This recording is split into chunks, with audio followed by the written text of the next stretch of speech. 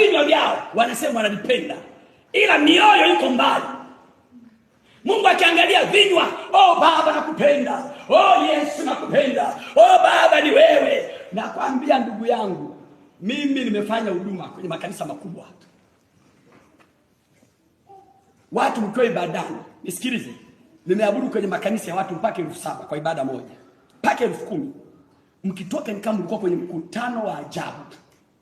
Sasa mimi huwa nikienda mahali najifunza kitu, na mwabudu Mungu huku nasoma kitu, na hata nikiwa nakufundisha wewe na kufundisha, lakini pia najifunza kitu.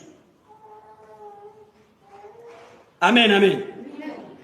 Unanipata vizuri? Nimekuwa Mkristo kwa miaka mingi. Kwa miaka, a lot of years. Unajua hata kukaa kwa Yesu tu ni kujivunia. Kuna watu wengi ambao mimi nimeokoka nao mwaka 93.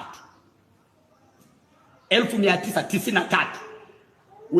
Mwingine nikutana naye nikikwambia habari zake unamhurumia. Ila tu sipendi kuwasema watu.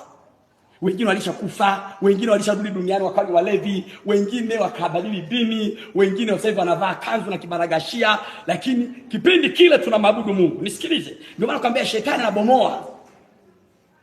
Mkiwa wengi namna hii, kila mtu ameinua mikono, Baba, Baba, oh Yesu, mwenye kulia, mwenye kusujudu, mwenye kugaragara, mwenye kulala chini, utasema Mungu yuko hapa. Ila mkitoka mkaanza kwenda, yale maongezi ya baada ya ibada ndio yanakutambulisha wewe ni nani. Bwana asifiwe. Amen. Narudia, yale mazungumzo ambayo unayafanya baada ya kutoka kanisani na watu ndio atakao kuonyesha, je, wewe ni mwana wa Mungu kweli?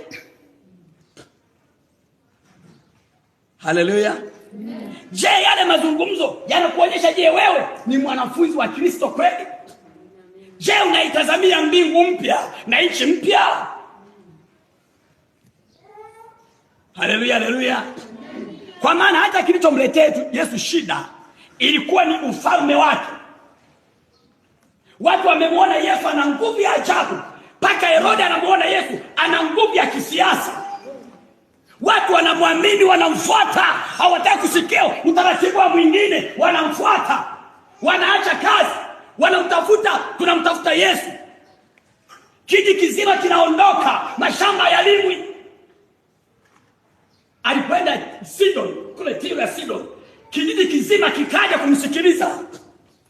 Kama kulikuwa na kiongozi ameelekeza, jamani, kuna kilimo cha ushirika, wasingeenda. Ndio maana alimuona Yesu ni hatari kwa nchi ya Wayahudi kipindi kile. Haleluya.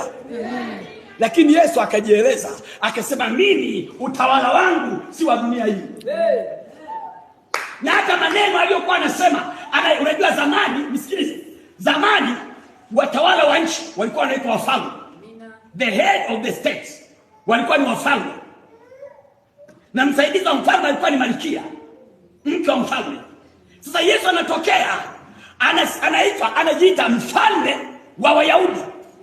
Na wakati huo mfalme yupo, ni sawa tokewe leo jitangaje, mimi ni rais wa nchi, alafu rais yupo.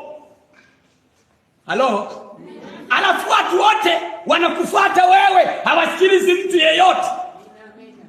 Akiamua kuweka mkutano saa 2 asubuhi ziwani, watu wote wameenda kule, wanafunga maduka, wanaacha biashara. Unataka kuharibu uchumi wa nchi. Haleluya, haleluya. Unataka kujua kwa nini Yesu alimuua. Alafu Herode anamuuliza, huyo bwana anatakiwa akamatwe. Alafu Yesu anasema, mwambieni huyo mbwea nina siku 3 ili eneo la kuhubiri Injili, kuponya wagonjwa na kufufua wafu. Ni mambo ya ajabu hayo. Anaongea hivyo. Baadaye sasa ndio wakati kusema huyu anapotosha watu wa taifa letu. Mashtaka ya Wayahudi yakaanzia pale. Anapotosha watu wa taifa letu, kwa lazima ashughulikiwe. Lakini na Mungu ajabu, bado alipompeleka kwa hakimu Herode, mashtaka yake yakaelezwa. Herode akasema sioni hatia ya mtu huyu. Ila Wayahudi wameshasongwa, wanaona huyu anatuharibia mengi. kwa sababu masinagogi ya shetani ya uongo yale yalikuwepo, yanavuna tu sadaka, watu maelfu kwa maelfu. Kinachokuharibu hata wewe ni kupenda pesa. Kinachokuharibu hata wewe ni kupenda pesa, na usijue kwamba hiyo pesa iko siku utakufa, utaiacha.